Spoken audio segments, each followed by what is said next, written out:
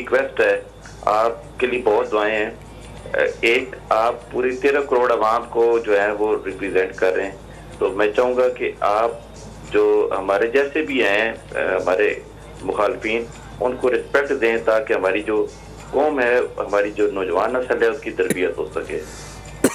जी, मैं अर्ज़ आपसे सिर्फ एक चीज़ करता हूँ। देखिए, हम हमेशा सियासी मुखालफिन आपके नज़रिए से ना मिले तो आप उनको रिस्पेक्ट ज़रूर देते हैं, लेकिन चोरों को मैं रिस्पेक्ट नहीं दे सकता, क्योंकि अगर आप चोरों को रिस्पेक्ट देते हैं तो जो अल्लाह ने हुक्म किया हुआ है कुरान के अंदर, अमर बिल मारूफ, अल्लाह का हुक्म है कि अच्छाई के साथ खड़े हो और बुराई के ख़िलाफ़ जहाद लड़ो।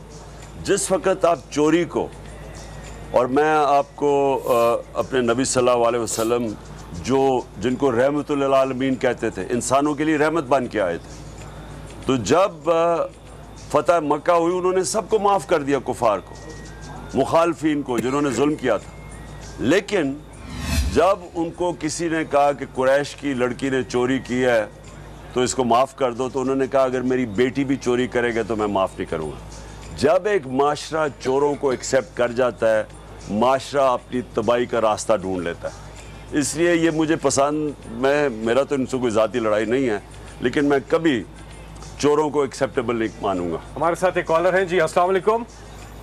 वालेकुम सलाम। जी, कौन साहब कहाँ से बात कर रहे हैं? Syed Rashid Bukhari, Houston Texas USA से मैं बोल रहा हूँ, प्रेसिडेंट हूँ PTI का।